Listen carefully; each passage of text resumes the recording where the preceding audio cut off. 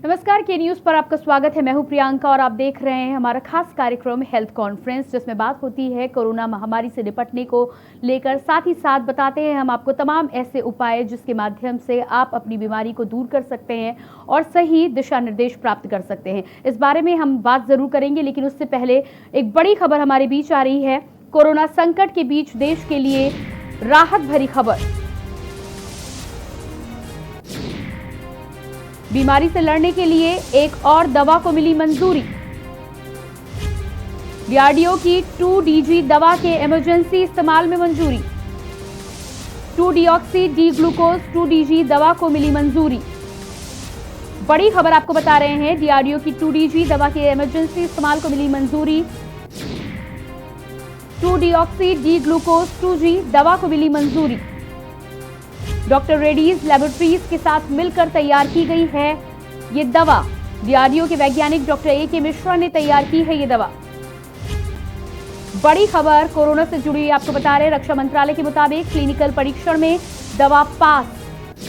2DG दवा मरीजों के तेजी से ठीक होने में मददगार साबित होगी। दवा से मरीज की ऑक्सीजन पर अतिरिक्त निर्भरता भी कम होगी। कोविड रोधी दवा 2G को पानी में घोलकर पीना होता है। डीआरडीओ की 2G दवा की इमरजेंसी इस्तेमाल को मिली मंजूरी। बड़ी खबर कोरोना से जुड़ी हुई। अप्रैल 2020 में लैब में इस दवा पर एक्सपेरिमेंट हुए थे। देश भर के अस्पतालों में इस दवा का ट्रायल किया गया। दिसंबर 2020 से मार्च 2021 के बीच फेज 3 ट्रायल हुआ, जिसमें इस दवा को मंजूरी दी गई है। देश भर के अस्पतालों में इस दवा का ट्रायल हुआ है, जिसके बाद ट्रायल में इस दवा को पास किया गया है। फेज 3 ट्रायल में 220 मरीजों को शामिल किया गया।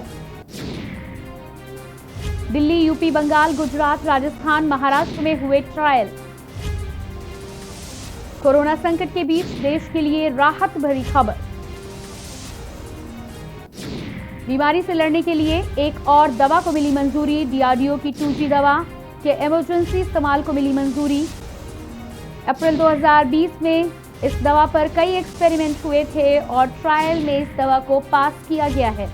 डीआरडीओ की 2G दवा के इमरजेंसी इस्तेमाल में मंजूरी मिलने के बाद अब पूरे देश के लिए ये राहत की खबर है, अच्छी खबर है। जिस तरह से लगातार वैक्सीनेशन को लेकर कमी चल रही है और साथ ही साथ लोगों में मारामारी देखने को मिल रही है, ऐसे में ये राहत भरी खबर पूरे देश के नागरिकों के लिए, जिसमें अब डीआरडीओ की इस दवा 2G ऑक्सी को मिली मंजूरी। कोविड रोधी दवा 2G को पानी में घोलकर पीना होता है।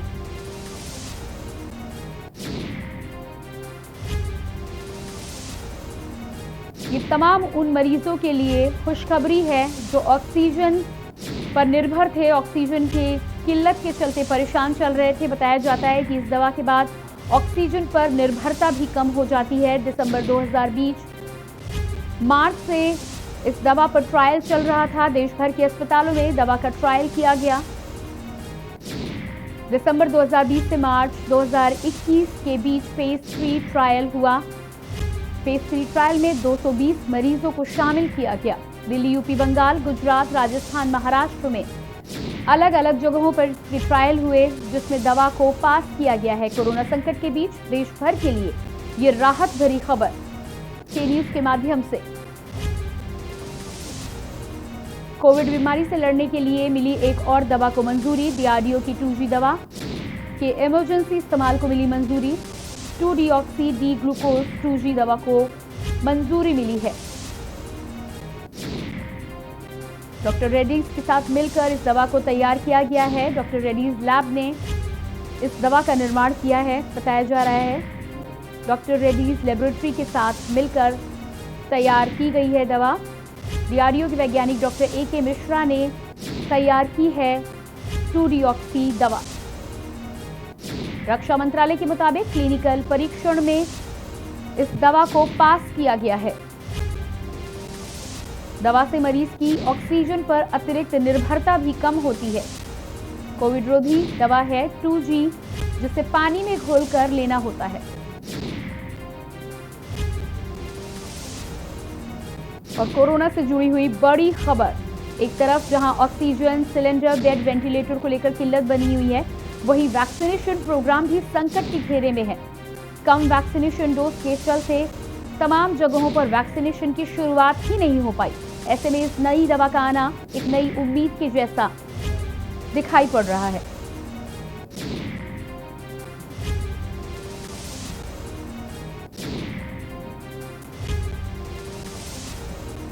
लगातार कई चरणों का ट्रायल हुआ था जिसमें इस दवा को पास किया गया है। दिल्ली, यूपी, बंगाल, गुजरात, राजस्थान, महाराष्ट्र में अलग अलग अस्पतालों में इसके ट्रायल किए गए थे। बताया जा रहा है कि 220 से अधिक लोगों पर इस दवा के ट्रायल हुए थे, जिसमें रक्षा मंत्रालय ने इसे क्लिनिकल ट्रायल में मंजूरी दी है, पास किया है और इस पर मुहर लगाई है। दवा का नाम है 2-डीऑक्सी, जिसे डॉक्टर रेड्डीज लेबोरेटरीज ने तैयार किया है।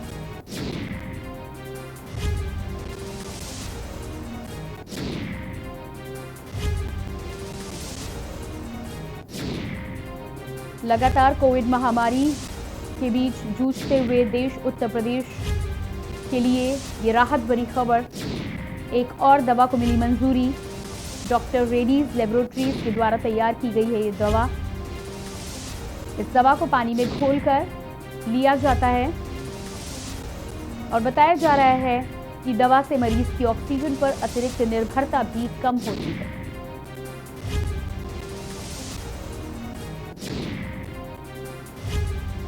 इस खुशखबरी के आने के बाद तमाम ऐसे मरीज जो दवाओं और साथ ही साथ ऑक्सीजन और बेड की किल्लत में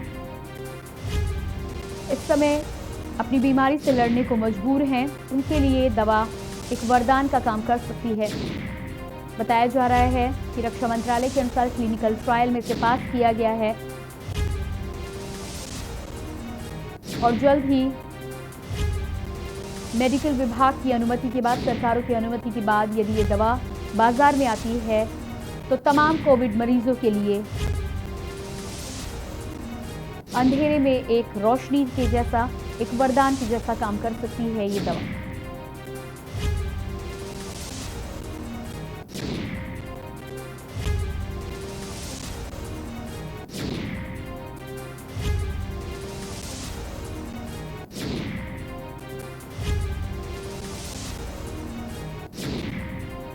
लगातार आप तस्वीरें भी देख पा रहे हैं किस तरह से मरीज दवाओं, बेड और ऑक्सीजन के अभाव में परेशान नजर आ रहे हैं। ऐसे में कोरोना मरीज के साथ ही साथ चिंता का विषय उन लोगों के लिए भी है जो स्वस्थ हैं लेकिन कोविड महामारी से बचने के लिए अपना वैक्सीनेशन करवाना चाहते हैं।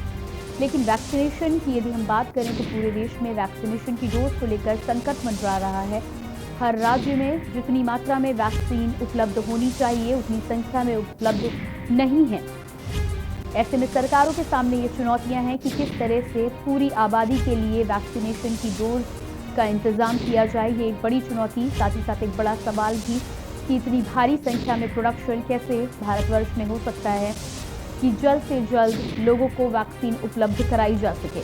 ऐसे में डीआरडीओ की ये दवा अंधेरे में उम्मीद का काम कर सकती है, रोशनी का काम कर सकती है और यदि इस दवा को स्वास्थ्य विभाग से भी मंजूरी मिलती है, बाजारों में ये दवा आती है, तो तमाम ऐसे कोविड मरीज जो इस समय संकट, परेशानी से जूझ रहे हैं उनके लिए एक राहत भरी खबर होगी।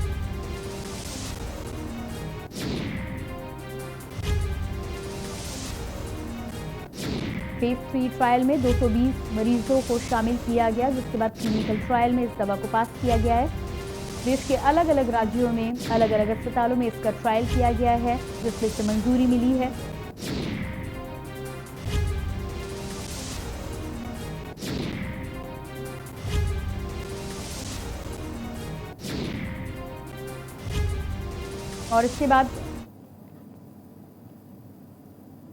और इसके बाद बात करेंगे एक बार फिर से हेल्थ कॉन्फ्रेंस की। कोरोना वायरस की दूसरी लहर ने देश में रह रहे लोगों का जीना दुश्वार कर दिया है। हालात ऐसे हैं कि ना तो अस्पतालों में मरीजों के लिए जगह है और ना ही अस्थायी सेंटर्स में। देश के बड़े बड़े हॉस्पिटल्स में इन दोनों बेड्स और ऑक्सीजन की भारी कमी देखी जा सकती है। ऐसे में वहां भर्ती हजारों मरीज हर रोज दम तोड़ रहे हैं। यही वजह है कि केंद्र सरकार और डॉक्टर्स अब कोरोना के हल्के लक्षण वाले लोगों को होम आइसोलेशन में रहकर ट्रीटमेंट करने की सलाह दे रहे हैं।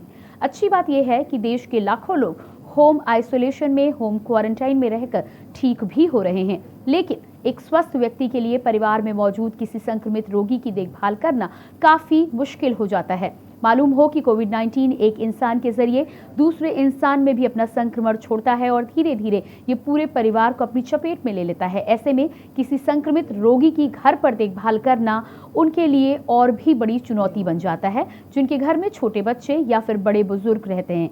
हालांकि हम यहाँ आपको कुछ टिप्स बता रहे हैं जिसके जरिए आप अपने खास व्यक्ति की घर पर केयर भी कर सकते हैं और अपना कोविड से बचाव भी कर सकते हैं। हेल्थ एक्सपर्ट से जानेंगे कि कोरोना संक्रमण होने पर घर में इलाज कैसे संभव हो सकता है और उसके लिए हमारे साथ एक्सपर्ट्स का एक पैनल भी जुड़ेगा। हमारे साथ जुड़ेंगे doctor M.A. Faridi, principal era medical college. आपका बहुत बहुत स्वागत है सर। इसके अलावा doctor Shikha Sachan, Covid expert, भी हमारे साथ जुड़ी हैं। आपका भी बहुत बहुत स्वागत है। डॉक्टर अरुण शर्मा, रेडियोलॉजिस्ट, भी हमारे साथ हैं। आपका भी बहुत बहुत स्वागत है।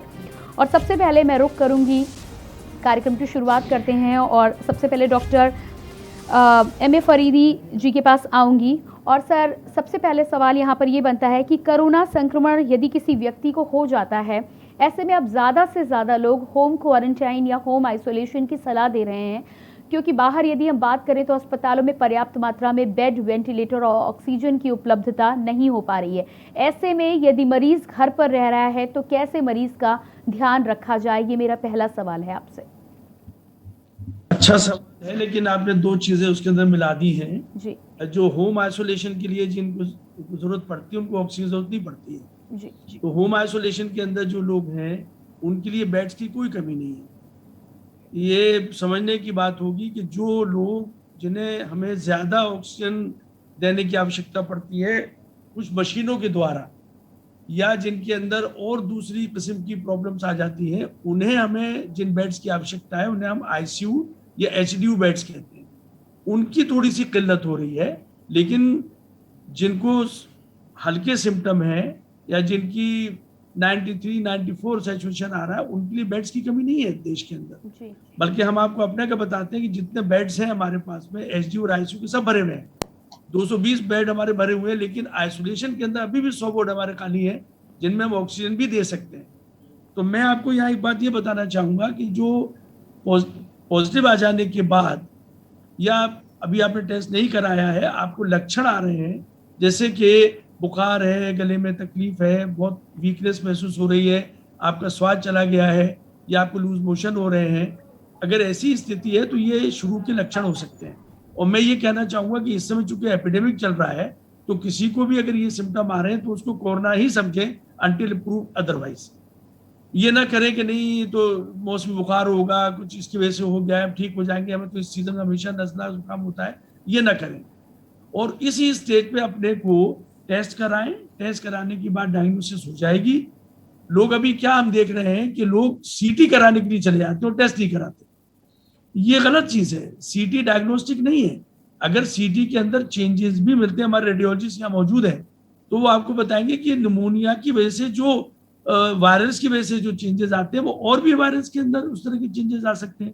तो हम ये नहीं कह सकते कसम खा के कि ये कोरोना की वजह से ही, इसीलिए उसको प्रिजम्पटिव कोरोना की डायग्नोसिस बनाते हैं। तो सबसे पहले अगर इस तरह के कोई लक्षण आ रहे हैं तो अपने को पहले आइसोलेट कर लें।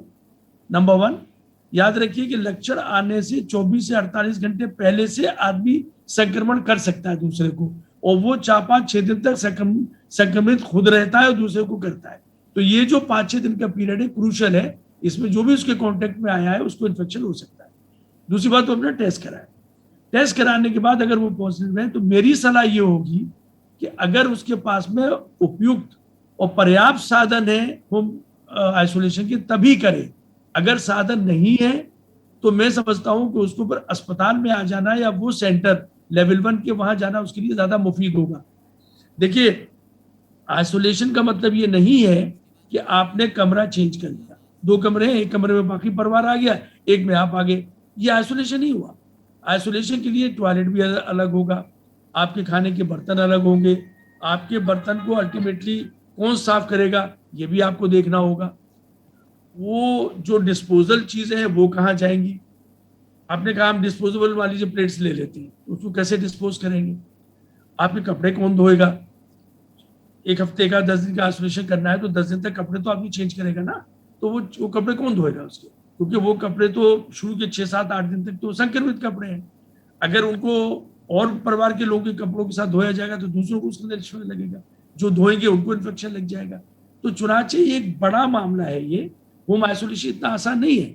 अगर आपके पास में पर्याप्त सुविधा है कि बिल्कुल सेपरेट आपके पास में कमरा है, अटैच बाथरूम है, वहां पर आपको ये चीजें खुद से आप अपने बर्तन वगैरह धो सकते हैं और वहां पर आपको बाहर से खाना दे दिया जाए और आप बाकी चीज अपने अंदर रहें, कपड़े आप स्वयं से धोएं या न धो रहे तो उसको रख लें और दूसरे कपड़े आप चेंज करें और उनको सैनिटाइज कराएं उन कपड़ों को जो आपने यूज किए हुए हैं, तब तो आप होम आइसोलेशन कर सकते हैं। होम आइसोलेशन में जरूरी है कि 3 चीजें देखना जरूरी है। पहली चीज ये कि आपको सांस लेने में कोई तकलीफ तो नहीं हो रही है, दूसरा ये कि आपका बुखार उतर गया है, तीसरा आप खा पी रहे हैं, कोई वॉमिटिंग नहीं है, भूख आपको ठीक लग रही है, ब्लड प्रेशर ठीक है और पल्स ऑक्सीमीटर आपके पास में है।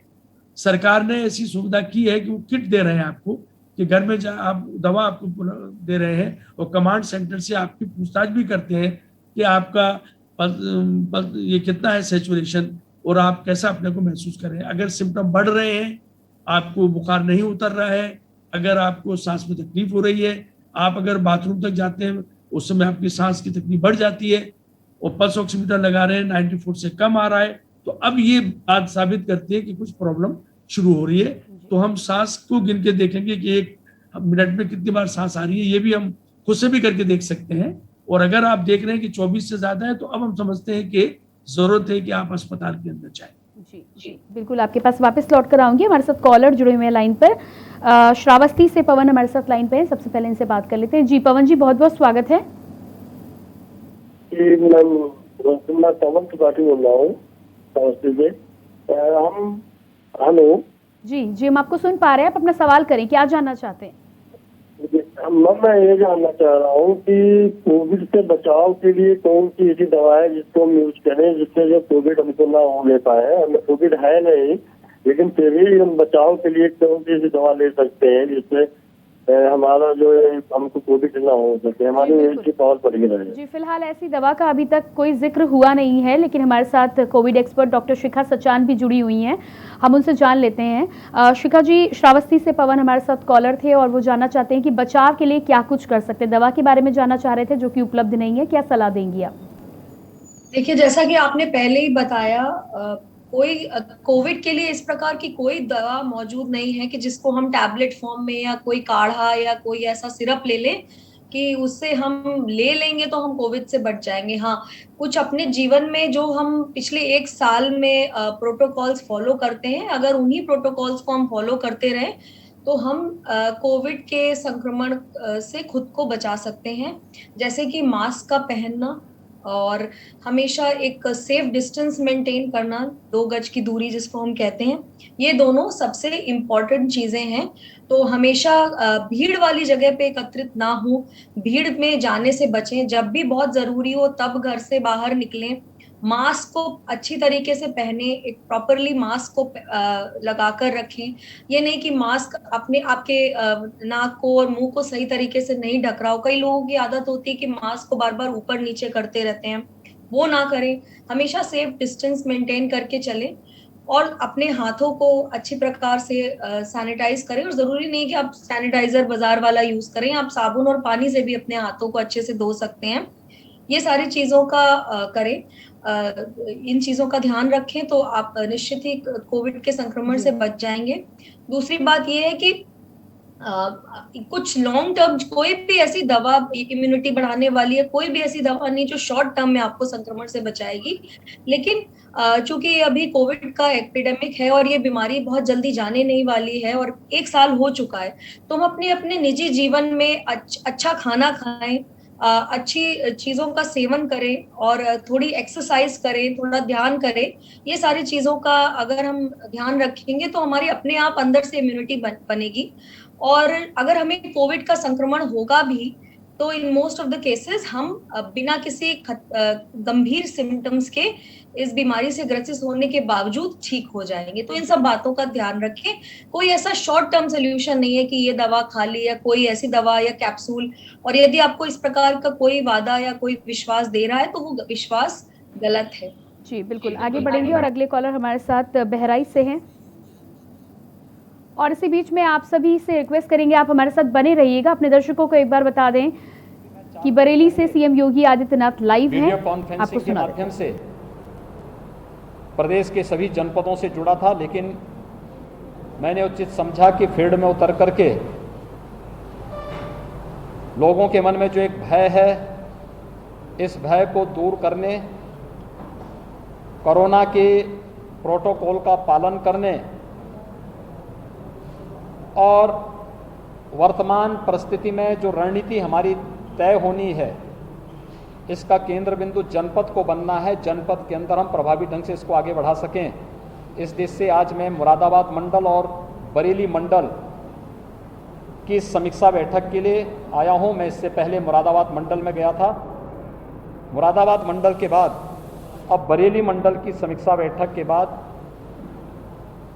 बरेली मंडल में भी मैंने सबसे पहले यहाँ पर इंटीग्रेटेड कोविड कंट्रोल सेंटर का निरीक्षण किया है, जहाँ से जनपद की सभी गतिविधियों का संचालन होता है। विगत एक सप्ताह के अंदर यहाँ पर इस मंडल में भी एक्टिव केस की संख्या 2800 कम हुई है और लगातार अभी इसमें कमी देखने को मिल रही है। एक आशंका व्यक्त की गई थी कि उत्तर प्रदेश में 5 मई तक 1 lakh positive case per day आएंगे। आज 8 मई है और आज जो Covid positive case Uttar Pradesh के अंदर आए हैं उनकी संख्या 26,000। यानी हम लोग अपनी रणनीति में और कोविड प्रबंधन में अब तक सफल रहे हैं। दूसरी आशंका जो व्यक्त की गई थी कि पंचायत चुनाव के बाद प्रदेश के अंदर तेजी के साथ कोविड के केसेज बढ़ेंगे। पंचायत चुनाव 29 को संपन्न हो चुका है। आज 8 मई है। 30 अप्रैल से लेकर के अब तक लगातार कोविड के केसेस में कमी आई है और हम लोगों ने 5 मई से एक विशेष अभियान भी प्रारंभ किया है। ये अभियान है प्रदेश के 97,000 राजस्व गांवों में हर परिवार और व्यक्ति का स्क्रीनिंग करना, हर लक्षण युक्त और संदिग्ध केस का एंटीजन टेस्ट कराना, उन तक मेडिकल किट उपलब्ध कराना, स्वच्छता, सैनिटाइजेशन और फॉगिंग की कार्रवाई को युद्ध स्तर पर आगे बढ़ाने की कार्रवाई करना। और ये कार्यक्रम हमारा प्रारंभ हो चुका है। प्रदेश के अंदर वर्तमान में 72,000 निगरानी समितियां, जिनमें 60,000 निगरानी समिति ग्रामीण क्षेत्र में और 12,000 निगरानी समितियां शहरी क्षेत्रों में वर्तमान में प्रदेश के अंदर कोरोना के बारे में जागरूकता और वहां पर स्क्रीनिंग के इस कार्य के साथ जुड़ी हुई हैं। निगरानी समितियों को हम लोगों ने ये जिम्मेदारी भी दी है कि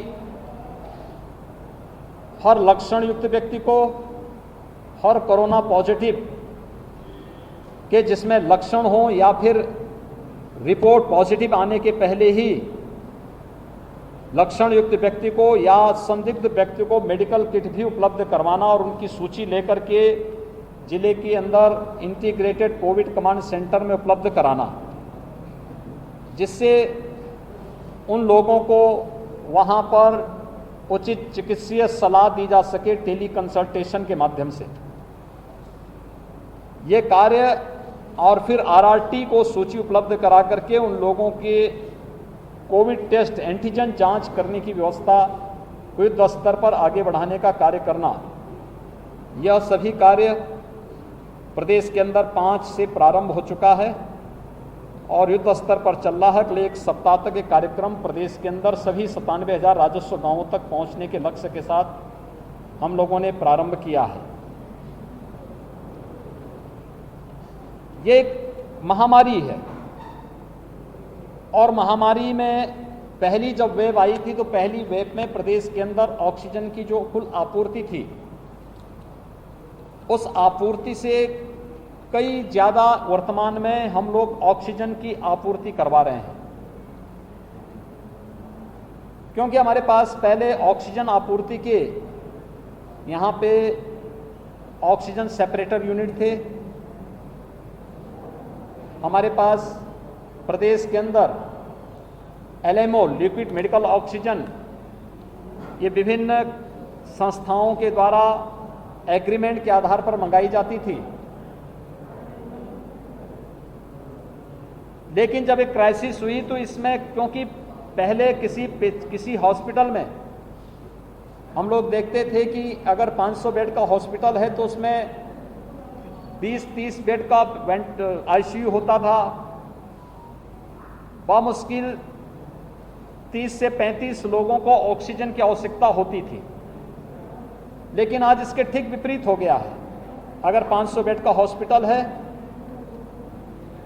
तो हर व्यक्ति को ऑक्सीजन की आवश्यकता है, उसमें वेंटिलेटर की भी ज़्यादातर को आवश्यकता है, एचएफएनसी जिसमें बहुत ज़्यादा ऑक्सीजन लग रहा है उसकी आवश्यकता है। तो ऑक्सीजन की मांग कई गुना बढ़ने के कारण उसकी आपूर्ति उन सभी क्षेत्रों में करने के लिए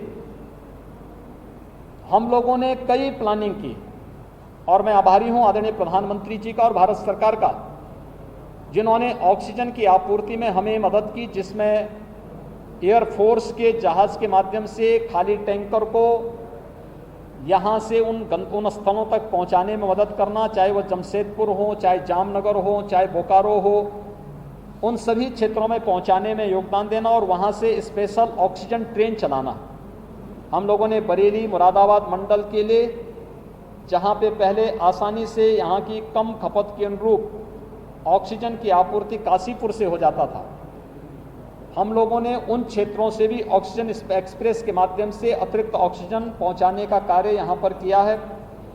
यहां पे ऑक्सीजन के सिलेंडर भेजे गए हैं। तो यहाँ पर आपने सुना उत्तर प्रदेश के सीएम योगी आदित्यनाथ को, जो उत्तर प्रदेश में कोरोना महामारी को लेकर तमाम व्यवस्थाओं के बारे में जानकारी दे रहे थे। अपने कार्यक्रम में हम आगे जरूर बढ़ेंगे, लेकिन उससे पहले रुकेंगे एक छोटे से ब्रेक के लिए।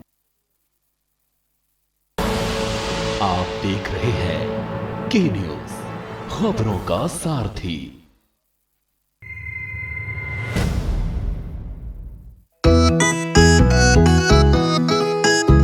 सबको टीका लगवाना है, कोरोना को हराना है। टीके की सुरक्षा अपना कर सुरक्षा चक्र बनाना है। 18 साल की उम्र हो, युवा हो या बुजुर्ग हो, एक पल भी सोचे बिना ये मौका नहीं गवाना है। सबको टीका लगवाना है, कोरोना को हराना है। टीका लगने के बाद भी सुरक्षा को अपना कर भी मास्क फिर भी लगाना है, 2 गज की दूरी निभाना है। सबको टीका लगवाना है, कोरोना को हराना है। मैंने कोविन एप्लीकेशन से अपना रजिस्ट्रेशन कराया और आज मेरा अपॉइंटमेंट मिल गया। पीजीआई में सब कुछ बहुत अच्छे तरीके से हुआ। प्रोसेस बहुत ही स्मूथ और बहुत ही लाइट तरीके से कंडक्ट किया गया। 18+ के लिए ये जो इनिशिएटिव लिया गया है बहुत अच्छा है। अभी मुझे वैक्सीन लग गई है और बिल्कुल कोई प्रॉब्लम नहीं हुई मुझे। मैं इसके लिए हमारी उत्तर प्रदेश गवर्नमेंट का बहुत बहुत शुक्रिया करना। चलो टीका लगवाएं, कोरोना को हराएं। निःशुल्क टीकाकरण अभियान में 18 वर्ष से अधिक उम्र वालों के लिए टीका लगवाकर सुरक्षा कवच बनाएं। cowin.gov.in पर रजिस्ट्रेशन करवाएं। सूचना एवं जनसंपर्क विभाग उत्तर प्रदेश द्वारा जनहित में जारी।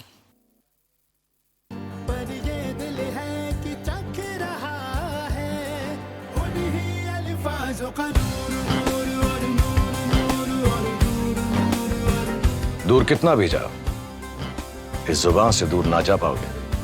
विमल, बोलो जुबान केसरी।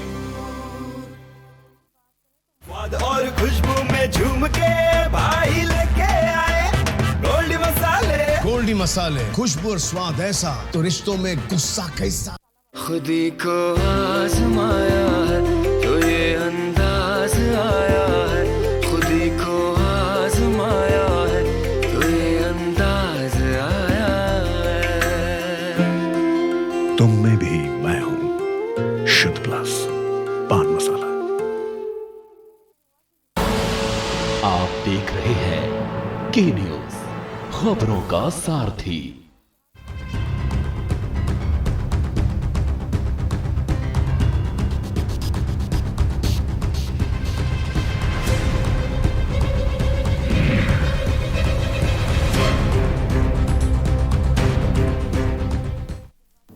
ब्रेक के बाद स्वागत है आपका हमारे खास कार्यक्रम हेल्थ कॉन्फ्रेंस में, जिसमें हम बात करते हैं कोरोना महामारी से निपटने को लेकर। साथ ही साथ तमाम वो सही जानकारी आप तक पहुंचाने का प्रयास हम एक्सपर्ट के माध्यम से करते हैं, जिसके माध्यम से आपको सहायता मिल सके, साथ ही साथ आप इस बीमारी से लड़कर स्वस्थ हो सके। आगे बढ़ेंगे और हमारे साथ तमाम गेस्ट मौजूद हैं। Doctor MMA Faridi, principal era medical college, doctor Shikha Sachan, Covid expert भी हमारे साथ जुड़ी हुई हैं, साथ ही साथ डॉक्टर अरुण शर्मा, रेडियोलॉजिस्ट भी हमारे साथ जुड़े हुए हैं, और तमाम दर्शक भी हमारे साथ जुड़े हैं। लेकिन सबसे पहले आऊँगी डॉक्टर अरुण आपके पास, और यहाँ पर जानना चाहेंगे, जैसा कि डॉक्टर फरीदी ने भी बोला कि हमें बहुत जल्दबाजी नहीं करनी चाहिए सीटी स्कैन को लेकर, और सीटी स्कैन में कई बार कई अन्य ऐसे सिम्टम्स भी होते हैं जिसकी जानकारी मिलती है। मैं आपसे जानना चाहूँगी, कई ऐसे एक्सपर्ट्स कह रहे हैं कि हमें सबसे पहले सीटी स्कैन के लिए जाने की ज़रूरत नहीं है, क्योंकि वो अपने आप में एक ख़तरा है पेशेंट्स के लिए। आपके माध्यम से ये जानना चाहूँगी कि आखिर वो कौन सा समय है जब हमें सीटी स्कैन के लिए जाना चाहिए, और क्या जो जानकारी हमें सीटी स्कैन से मिलती है वो एक्सरे के माध्यम से भी प्रॉपरली मिल सकती है? डॉक्टर अरुण।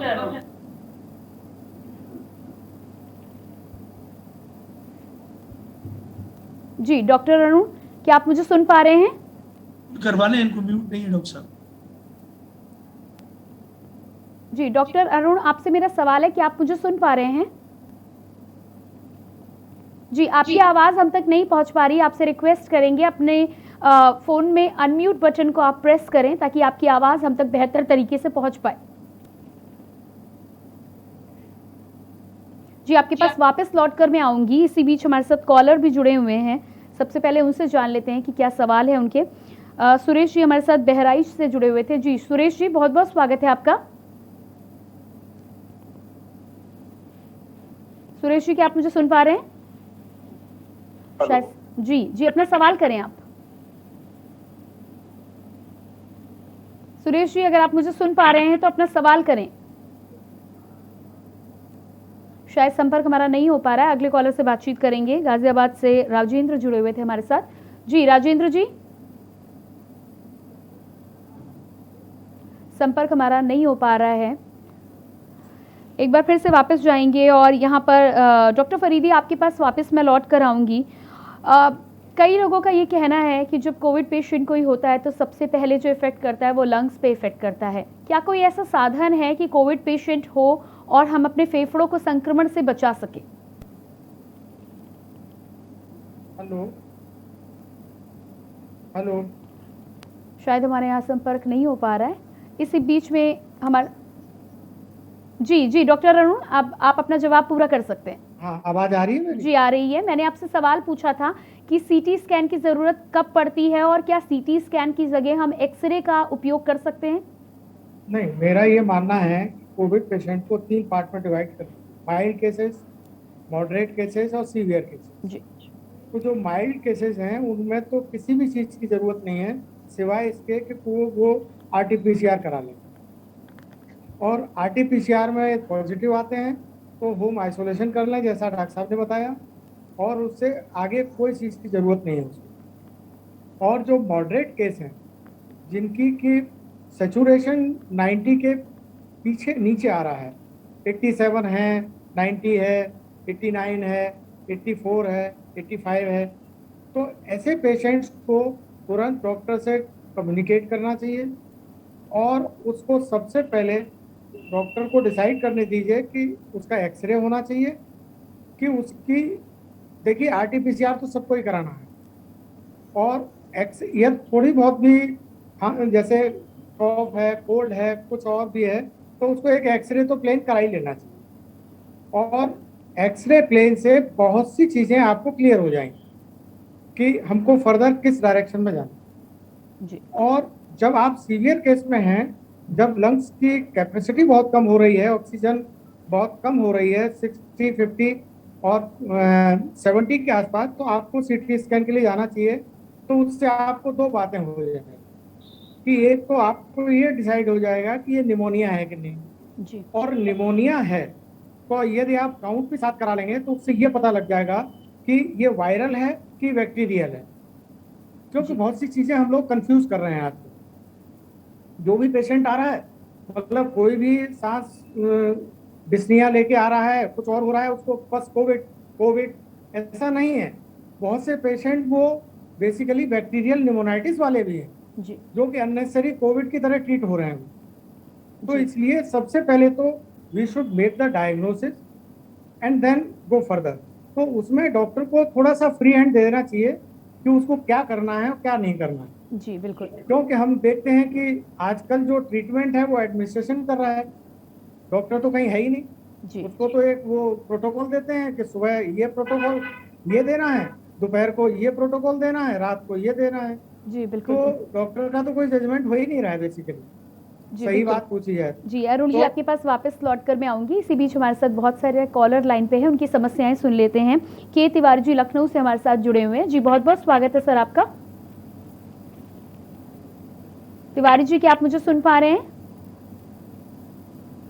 शायद संपर्क हमारा नेटवर्क की वजह से कॉलर्स का नहीं हो पा रहा है। अगले कॉलर कुरुक्षेत्र से चंद्र प्रकाश हमारे साथ लाइन पर हैं जी। चंद्र प्रकाश जी, मैं ये कहना चाहता हूँ कि जब विदेश से अन्य राष्ट्र भारत की सहायता करने पर उद्यत है, सहायता पहुंचा रहे भारत के नागरिकों के लिए, वहीं मेरे जैसा आदमी जो 3 दिन से आपके चैनल के माध्यम से भी गुहार कर रहे हैं, अन्य चैनलों के माध्यम से भी गुहार करी, मगर कोई सुनवाई नहीं हुई।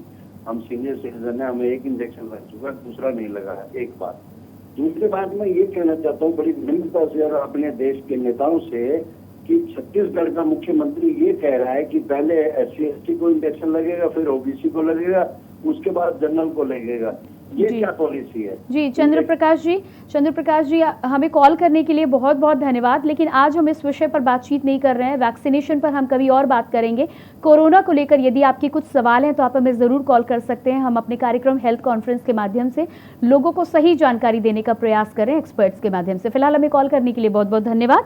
अगले कॉलर हमारे साथ गाजियाबाद से नरेंद्र जुड़े हुए हैं जी। नरेंद्र जी, बहुत बहुत स्वागत है आपका जी। मैम, मेरी बेटी को पिछले 12 दिन से जी फीवर आ रहा था, हाई ग्रेड फीवर जी, जिसमें खांसी भी थी, गले में खराश भी थी, जुकाम भी था। 2 दिन से उसकी फीवर नहीं आ रहा है। तो मेरा सवाल ये है कि क्या वो 18 से 44 के जो वैक्सीनेशन होने जा रहा है, इसके लिए वैक्सीन लगवा सकती है? और लगवा सकती है तो कब लगवा सकती है? जी बिल्कुल नरेंद्र जी, सबसे पहला सवाल तो ये, क्या आपने टेस्ट करवाया था? वो नॉर्मल बुखार था या कोविड था? नरेंद्र जी, क्या आपने अपनी बेटी का RT-PCR टेस्ट करवाया था? जी, RT-PCR टेस्ट नहीं कराया गया क्योंकि कोई वो ही नहीं मिल रहा था, ऑप्शन ही नहीं मिल रहा था। अब आपकी बेटी स्वस्थ है? हाँ, अब 2 दिन से उनको फीवर नहीं है और गले में जो खराश थी वो भी लगभग समाप्त हो गई है। जी बिल्कुल, आप लाइन पर हमारे साथ बने रहिएगा। हमारे साथ Covid expert doctor Shikha Sachan जुड़ी हुई है, उनसे आपका सवाल मैं पूछ लेती हूँ। डॉक्टर शिखा, यहाँ पर हमारे दर्शक है, उनकी बेटी को 12 दिन से बुखार था, फिलहाल बुखार 2 दिन से नहीं आ रहा है। सबसे पहले तो ये जानना चाह रहे हैं कि क्या कोविड वैक्सीनेशन के लिए जा सकते हैं? दूसरी बात, मैं आपसे सलाह लेना चाहूँगी कि क्या ये इसे नॉर्मल बुखार समझे या कोविड टेस्ट के लिए जाना चाहिए? देखिए, जैसे इन्होंने कहा कि शायद ये RT-PCR नहीं करा पाए हैं, और यदि RT-PCR में जांच नेगेटिव भी आती है तो भी अगर बीमारी के सारे सिम्टम्स कोविड से मिलते जुलते हैं तो कोविड मानकर ही इसका इलाज करें। जैसे घर में पैरासिटामोल नामक दवा और अन्य जो भी प्रोटोकॉल वाली दवाएं वो सारी करें, क्योंकि जब पूरा विश्व में और भारत में एपिडेमिक फैला हुआ है तो जो बीमारी इस समय एपिडेमिक में फैली हुई उसके होने के चांसेस हैं। और पूरी तरीके से स्वस्थ होने के 4 हफ्ते बाद ये बिना किसी झिझक के कोविड के वैक्सीनेशन के लिए जा सकते हैं। जी बिल्कुल, आगे बढ़ेंगे और राजस्थान से अगले कॉलर हमारे साथ जुड़े हुए हैं। जी बहुत बहुत स्वागत है आपका। जी जुनेद जी बहुत बहुत स्वागत है। सुमेर, क्या आप मुझे सुन पा रहे हैं? सुमेर जी बहुत बहुत स्वागत है। संपर्क हमारा टूट गया है।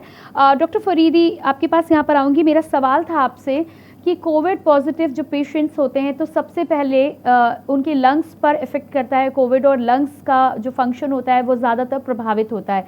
क्या कोई ऐसा साधन है जहां पर हम अपने फेफड़ों को संक्रमण से बचा सकते हैं? आपने जो बात रखी शुरू में कि कोविड के संक्रमण के बाद में, कोरोना के बाद में लंग्स के ऊपर पहले इफेक्ट पड़ता है, मेरे ख्याल में शायद ये धारणा सही नहीं है। 70 से 80% लोगों के अंदर लंग्स की ऊपर असर नहीं पड़ता है। आमतौर से जो जुकाम और नज़ले की कैफियत होती है वही इसके अंदर भी होती है, लेकिन कुछ ये भी और चीज़ें देखने में आई है कि डायरिया हो सकता है, इससे वीकनेस हो सकती है, स्वाद उनका जा सकता है, सूंघने में उनको ना पता चले, जो स्मेल है वो ना आए उनको, तो ये सिम्टम भी इसके साथ साथ में होते हैं। किसी किसी को रैशेस हो सकते हैं बॉडी के ऊपर, खासतौर से उंगलियों के पास में लाल रंग के चकत्ते पड़ सकते हैं, तो ये भी कुछ अनकॉमन सिम्टम हो सकते हैं। और इस बार ये देखने में आया है कि बुखार भी काफ़ी दिन तक रहता है। जैसे इसी केस में आप बता रहे थे 12 दिन तक उनको बुखार था, तो ऐसा हो सकता है कि ज़्यादा दिन तक बुखार रहे। पिछली वेव में ऐसा देखने में नहीं आया था, इतने लंबे दिन तक बुखार चले। तो पहली बात तो ये हो गई कि ज़्यादातर केसेस में यही होता है।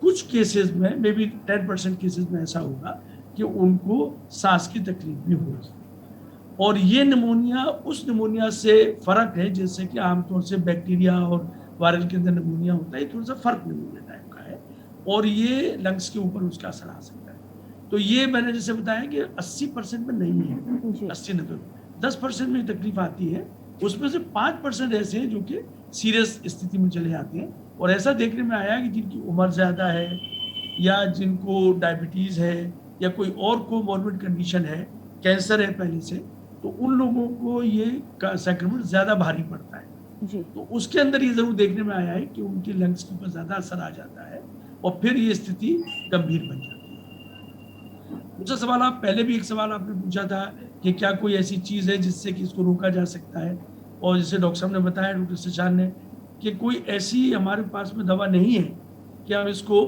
प्रिवेंट कर लें। लेकिन हाँ, ये ज़रूर है कि अगर हमारे शरीर की इन्नेट इम्यूनिटी अच्छी है, इम्यूनिटी के 2 हिस्से हैं, एक तो वो कि स्वतः हमारे शरीर के अंदर बीमारी से लड़ने की क्षमता होती है, जिसे हम इन्नेट इम्यूनिटी कहते हैं। और आपने देखा है कि जो बच्चे होते हैं बहुत छोटे, वो और जो थोड़े बुजुर्ग होते हैं, वो जल्दी बीमारी लग जाती है उनके मुकाबले में जो तंदुरुस्त होते हैं, वो यंग होते हैं। तो वो जो इन्नेट इम्यूनिटी शरीर के अंदर लड़ने की ताकत है वो स्ट्रॉन्ग हो, और उसके लिए खान पान, थोड़ा एक्सरसाइज, अनुलोम विलोम, इस तरह की चीज़ों को रखा जाए, स्वस्थ रहे मानसिक तौर पे। क्योंकि इस समय आप देख रहे हैं कि बुरी खबरें ज़्यादा आ रही हैं। तकरीबन हर ही परिवार में किसी न किसी को कोरोना हो गया, कहीं मृत्यु हो गई, शादी को फंक्शन था वो पोस्टपोन करना पड़ रहा है। तो एक अजीब तरह की संकट व्याप्त है।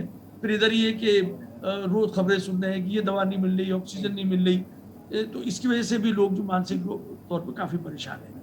तो अगर हम मानसिक रूप तौर पे परेशान है, तब भी हमारी इम्यूनिटी की वजह से बढ़ता है और हम जल्दी बीमारी पकड़ लेते हैं। तो इसका भी ध्यान रखिए कि ऐसी कोई विपदा नहीं आ रही है, कोई ऐसी अफरा तफरी नहीं फैली हुई है।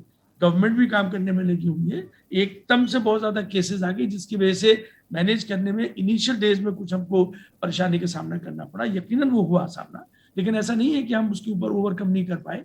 जितनी भी ताकत लगाई जा सकती थी लगा के हमने उन चीज़ों को बेहतर किया, और आज चीज़ें बेहतर हैं। दूसरी बात मैं ये कहना चाहूँगा, और डॉक्टर सचान ने भी थोड़ा सा इशारा किया था उसकी तरफ, कि कुछ चीज़ें ये देखने में आई हैं कि जो थेरापेटिक हमारी जो डे टू डे की जो खाना खाने की चीज़ें हैं, उनमें आप पाएंगे कि वो कोरोना वायरस को भी न्यूट्रलाइज करती हैं, और कुछ चीज़ें ऐसी हैं जो हमारे शरीर की इन्नेट इम्यूनिटी को बढ़ाती है। जैसे देखने में आया, हमारी अपनी रिसर्च भी है इराक के अंदर, पब्लिश वर्क है हमारा, और हम अपने मरीजों को ये देते हैं सप्लीमेंट्स, कि उसमें अदरक का सेवन है 3-4 दफ़ा। देखिए, अदरक का जो हाफ लाइफ है वो करीब करीब 4 घंटे है। तो 4-5 दफ़ा अगर अदरक 1 ग्राम 2 ग्राम किसी भी फॉर्म में उसको इस्तेमाल कर लिया जाए, सिनेमन घर के अंदर होती है, दालचीनी, 1 चम्मच उसको हम इस्तेमाल करें। और इसके बाद सबके घरों के अंदर मौजूद है हल्दी, करक्यूमिन, इसका इस्तेमाल रेगुलरली करें। तो इससे अगर किसी वजह से वायरस आ भी जाता है तो वो फिर अंदर इन्फेक्शन नहीं कर सकेगा। तो ये कर सकते हैं, लेकिन ये इम्यूनिटी नहीं कहलाएगी। इम्यूनिटी फिर आएगी वैक्सीन से, या इन्फेक्शन हो जाए तो वैक्सीन, यानी इम्यूनिटी बनने का मतलब हुआ कि हमारी बॉडी ने उससे लड़ने के लिए कुव्वत पैदा कर ली। हम अपने बच्चों को पेंटावेलेंट वैक्सीन लगवाते हैं, पोलियो की वैक्सीन लगवाते हैं, मीजल की वैक्सीन लगवाते हैं, टेटनस का टीका गर्भवती महिला को लगता है और हम अपने बच्चों को लगाते हैं ना। तो ये सारे के सारे हमारे अंदर बीमारी से लड़ने की क्षमता पैदा करते हैं। तो ये इम्यूनिटी हुई, ये एक्वायर्ड इम्यूनिटी है, और एक इन्नेट इम्यूनिटी जो शरीर के अंदर पहले से पैदा होती है। तो अगर अपना खान पान जी डॉक्टर साहब आपके पास वापस जरूर आऊंगे। हमारे साथ कॉलर राजस्थान से सुमेर एक बार फिर से जुड़ चुके हैं, उनका सवाल जान लेते हैं, क्या जानना चाहते हैं। जी सुमेर जी, बहुत बहुत स्वागत है आपका। जी सुमेर जी, अपना सवाल करें। हाँ, मेरी एज 62 है और मेरे हस्बैंड की 65 है। तो हम लोग को कोविड हो गया, हम लोग एक इंजेक्शन लगवा चुके हैं। तो हम लोग को अब तो कोविड सही हो गया है, 22 दिन हो गए हैं, सही हो गया है। तो क्या हम लोग अगर एक कमरे में रहते तो मास्क लगा के रहें हर समय? जी आपका कोविड सही हुए 22 दिन बीत चुके हैं? हाँ, तो हम लोग हर समय के कमरे में ही रहें, तो लोग दूर रहते हैं, लेकिन क्या हर समय मास्क लगाए रहें? जी बिल्कुल, आपके सवाल मैं ज़रूर पूछ लेती हूँ। डॉक्टर शिखा सचान, यहाँ पर हमारे दर्शक का सवाल है कि 60s में एज है, हस्बैंड वाइफ दोनों लोगों की, कोविड हो चुका है लेकिन 22 दिन पहले कोविड ठीक हो चुका है। अब ये जानना चाहती हैं कि क्या अभी भी इन्हें मास्क लगाकर घर में रहना होगा एक दूसरे से संक्रमण से बचाव के चलते? देखिए, इनको कितने 22 दिन शायद ठीक हुए हो चुके हैं जी, और तो इसलिए घर में अब दोनों ही इन्फेक्टेड थे, संक्रमित थे, और अब ये दोनों कोरोना फ्री हैं, तो घर में मास्क लगाना अभी जरूरी नहीं है। और ये इतना व्यावहारिक भी नहीं है कि घर में हर समय फैमिली मेंबर्स मास्क लगा के रखें। हाँ, लेकिन मास्क लगाना, चूंकि मैंने अभी पहले भी बताया कि ये कोरोना की बीमारी जल्दी जाने वाली नहीं है, और इस मास्क को एक मुसीबत की तरह ना लें। अब इसको अपने we have to live with this disease, और डिजीज से बचाव के लिए हमें ये कुछ आदतें अपनी निजी जीवन में हमेशा फॉलो करनी पड़ेंगी। और अभी इस बीमारी को लेकर एविडेंस बहुत ज्यादा नहीं है कि कोई भी सोसाइटी, हेल्थ सोसाइटी या WHO या कोई भी हमारी कोई हेल्थ एसोसिएशन बहुत ही कन्विक्शन के साथ नहीं कह सकता कि अब अगर ये बीमारी हुई है तो लगभग कितने दिन बाद दोबारा एक कोविड का संक्रमण हो सकता है। तो ये सारी चीजें अभी पुख्ता रूप में चूंकि साबित नहीं हुई हैं, तो इसलिए मास्क को एक मजबूरी की तरह नहीं लें। It is a good habit that we have to inculcate within us. तो कभी भी बाहर जाएं, घर से बाहर जाएं, तो हमेशा मास्क को ही लगा कर रखें, और इसको अब अपने एक जीवन का हमको हिस्सा समझना होगा। बिल्कुल। डॉक्टर अरुण, आपके पास आऊंगी मैं। यहाँ पर CT स्कैन को लेकर आपने तमाम जानकारी इससे पहले भी दी है। कई बार एक्सपर्ट्स भी ये कह रहे हैं या ये भ्रांतियाँ फैलाई जा रही हैं कि एक CT स्कैन जो होता है वो कई एक्सरेज के बराबर होता है और ये लोगों को बहुत नुकसान पहुँचाता है, इसके बाद कैंसर होने का खतरा भी बढ़ जाता है। मैं आपके माध्यम से ये तमाम सवालों को क्लियर करना चाहूँगी कि क्या CT स्कैन इतना नुकसानदायक है एक स्वस्थ व्यक्ति के लिए? देखिए, CT स्कैन कोई भी रेडिएशन है ना, any radiation in the world, वो हार्मफुल होती है, ये सबको फैक्ट पता है ना। लेकिन ये है कि वो कितनी डोज में, वो आपको ये डिसीजन लेना पड़ेगा कि वो पेशेंट का बेनिफिट यदि 80% है और वो 20% नुकसान करती है तो आपको कराना पड़ेगा, जो वो पेशेंट के लिए बहुत ज़रूरी है, मजबूरी है। और यदि वो नुकसान ज़्यादा है, फायदा कम है पेशेंट के लिए, तो नेचुरल है, उसको अवॉइड करना चाहिए। इसीलिए शुरुआत में आपको कोशिश ये करनी चाहिए कि प्लेन एक्सरे कराना चाहिए, और एक CT स्कैन या चेस्ट का होता है तो आप ये मान लीजिए कि 12-13 स्लाइसेस मिनिमम होती हैं, तो आप ये समझिए कि 12-13 एक्सरे हो रहे हैं। एक CT scan chest means is equal to 13 x rays of chest. तो जो ये भ्रम है ना कि 300% रेडिएशन जा रहा है CT स्कैन में, ये गलत भ्रांति है। और ये जो जिसने भी कही है उसने बेसिकली उसको पढ़ा नहीं है ठीक से। ये इंडियन रेडियोलॉजिकल इमेजिंग एसोसिएशन ने अभी क्लैरिफिकेशन दिया है ना, तो उसको नेट पे भी आ गया है, वो इंटरनेट पे भी है, तो वो ऐसा नहीं है कि 300% रेडिएशन हो जाएगा एक चेस्ट एक्सरे में, एक चेस्ट सीटी हो, तो ऐसा नहीं है। तो ये बेनिफिट है पेशेंट को, आपकी मजबूरी है तो आपको कराना ही है। जी बिल्कुल, है ना? जी बिल्कुल, आगे बढ़ेंगे डॉक्टर अरुण। और अगले कॉलर हमारे राजेश देहरादून से जुड़े हुए, जान लेते हैं कि क्या सवाल है इनका। जी राजेश जी, बहुत बहुत स्वागत है आपका। जी नमस्कार जी। जी नमस्कार, क्या जानना चाहते हैं आप? हाँ, मेरे दामाद है, उनके जो है 9 दिन हॉस्पिटल और उस पे है वो ऑक्सीजन का डाउन हुआ लेवल और उस पे वो वहाँ पे एडमिट है। जी राजेश जी, मैं आपसे अनुरोध करूंगी एक बार फिर से आप अपना सवाल दोहरा दें, आपकी आवाज़ हम तक ठीक प्रकार से नहीं पहुंच पा रही है। सवाल दोहरा दें आप। मेरे दामाद है, वो 9 दिन से हॉस्पिटल में एडमिट है, ऑक्सीजन लेवल डाउन हुआ उनका। अभी 91-92 के करीब आ रहा है ऑक्सीजन हटाने पे। 90 के करीब ऑक्सीजन आ रहा है जी, हटाने पे। पेशेंट आपका घर पे है या अस्पताल में भर्ती है? हॉस्पिटल में, हॉस्पिटल। जी आपसे सवाल है मेरा, पेशेंट आपका घर पर है या अस्पताल में भर्ती है? अस्पताल में है। अस्पताल में है, ठीक है। डॉक्टर शिखा हमारे साथ जुड़ी हुई है, उनसे आपके सवाल का जवाब हम लेते हैं। डॉक्टर शिखा, यहाँ पर हमारे जो दर्शक हैं उनके एक पेशेंट हैं, अस्पताल में फिलहाल भर्ती हैं, ऑक्सीजन लेवल 90 के करीब है, क्या करना चाहिए? देखिए, चूंकि ये ऑलरेडी हॉस्पिटल में भर्ती हैं और ऑक्सीजन सैचुरेशन लगभग 90% के अराउंड है, तो इसमें घबराएं नहीं, अपने डॉक्टर से परामर्श करें। और चिंता होना स्वाभाविक है क्योंकि मरीज का ऑक्सीजन 90% है, लेकिन आपको ये हक है एज अ पेशेंट कि आप अपने डॉक्टर से मरीज की ट्रीटमेंट के बारे में एक इन्फॉर्म्ड डिसीजन ले सकते हैं और उनसे परामर्श कर सकते हैं और अपनी जो भी चिंता है उसको उनसे बात करके दूर कर सकते हैं। 90% का इतना खराब नहीं है होना ऑक्सीजन लेवल, और ये हो सकता है कि समय के साथ उनकी ऑक्सीजन की थेरेपी को या लेवल को बढ़ाना पड़े, और ये एक डॉक्टर के ट्रीटमेंट का पार्ट है, ये उन पे छोड़ दें। हाँ, जो एज अ पेशेंट और एक एज एन अटेंडेंट आप उनको मोटिवेट कर सकते हैं कि ज्यादा से ज्यादा समय हॉस्पिटल में पेट के बल लेटें। ये पहले भी अपनी टॉक्स में मैंने इस बात पे बहुत ज्यादा एम्फसाइज किया है। कई बार क्या होता है कि डॉक्टर तो ऑक्सीजन एक पर्टिकुलर डोज की कितनी फ्लो देना है ऑक्सीजन ये प्रिस्क्राइब करते हैं, लेकिन जरूरी ये है कि मरीज का क्या मॉनिटर पे क्या ऑक्सीजन आ रहा है ये देखना इंपॉर्टेंट नहीं है, क्योंकि एंड ऑफ द डे ठीक होने के बाद आप मरीज को घर पे ऑक्सीजन पे तो नहीं ले जाना चाहेंगे। तो सिर्फ ये कि मरीज ऑक्सीजन पे और उसकी कितनी सैचुरेशन आ रही है सिर्फ इसको नहीं देखें, मरीज को खुद भी प्रयास करना है कि ज्यादा से ज्यादा समय लगभग 16 से 17 घंटे उल्टा पेट के बल लेटना है, और ताकि स्वतः ही अपने आप ही फेफड़ों का रिक्रूटमेंट हो और जो हिस्सा प्रभावित है उसमें ऑक्सीजन अच्छे से पहुंचे। तो ये चीज कर सकते हैं। ज्यादा मैं देखती हूँ बहुत सारे मरीज होते हैं, उनको वो इस बात से आश्वस्त हो जाते हैं कि अब तो हमको ऑक्सीजन लग गई और अब सैचुरेशन कुछ बढ़ गया तो अब हम स्वस्थ हो गए हैं, लेकिन ये धारणा गलत है। बहुत सारे लोग फोन पे बात करते रहते हैं, बहुत ज्यादा बात करते रहते हैं, टहलते रहते हैं वार्ड में, ये सही नहीं है।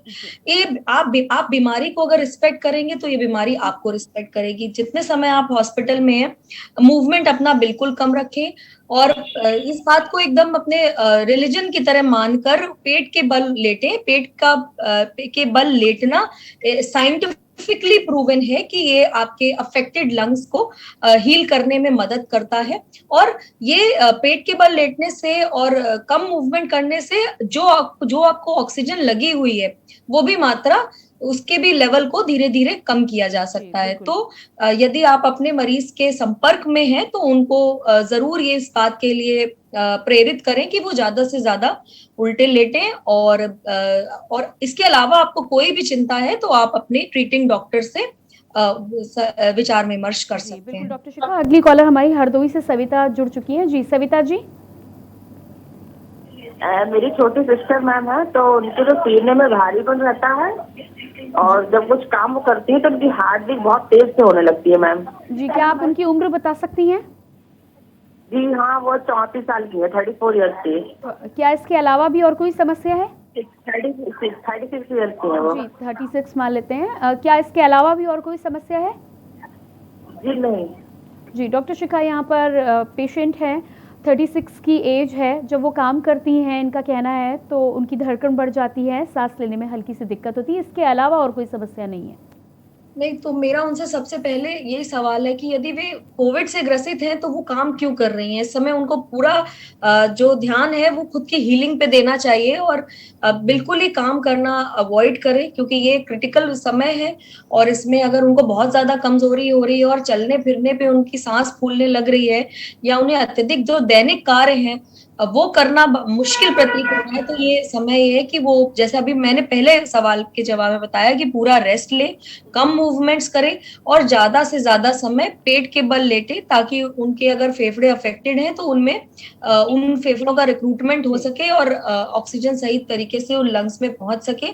तो अगर ये कोविड के सिम्टम्स हैं उनको और उनको तकलीफ हो रही है तो वो घर के काम ना करें। और हाँ, इसके अलावा आजकल जैसे कि पहले भी मैंने बताया कि मन को पॉजिटिव रखना और अच्छी बातें सोचना और ध्यान करना, ये सब बहुत जरूरी है, क्योंकि बहुत सारे लोग ऐसे भी हॉस्पिटल में आ रहे हैं जिनको या तो कोविड का संक्रमण नहीं है या बहुत ही मामूली संक्रमण है, पर वो बहुत ज्यादा घबराए हुए हैं और भय में है। तो भय से बड़ा कोई बीमारी नहीं होती और भय का कोई इलाज भी नहीं होता। तो प्लीज जी बिल्कुल, यहाँ पर डॉक्टर शिखा आपको रोकना चाहूंगी, समय की हमारे पास कमी है। डॉक्टर फरीदी, आप हमारे साथ जुड़े, आपने अपना बहुमूल्य समय हमें दिया, उसके लिए आपका बहुत बहुत धन्यवाद। डॉक्टर अरुण, आपका भी बहुत बहुत धन्यवाद। और साथ ही साथ डॉक्टर शिखा सचान, आपने हमारे तमाम पेशेंट्स की समस्याओं का समाधान किया, हमारे साथ समय दिया, उसके लिए आपका भी बहुत बहुत धन्यवाद। और एक बार फिर से अपने तमाम दर्शकों को मैं यहाँ पर बता देना चाहूँगी कि हमारे कार्यक्रम के माध्यम से लगातार हमारा ये प्रयास है कि कोविड के बारे में आप तक सही जानकारी पहुँचाई जाए। यदि आपकी कोई भी समस्या है तो आप हर रोज हमें 5 से 6 के बीच कॉल कर सकते हैं। हम अपनी समस्याओं का समाधान एक्सपर्ट के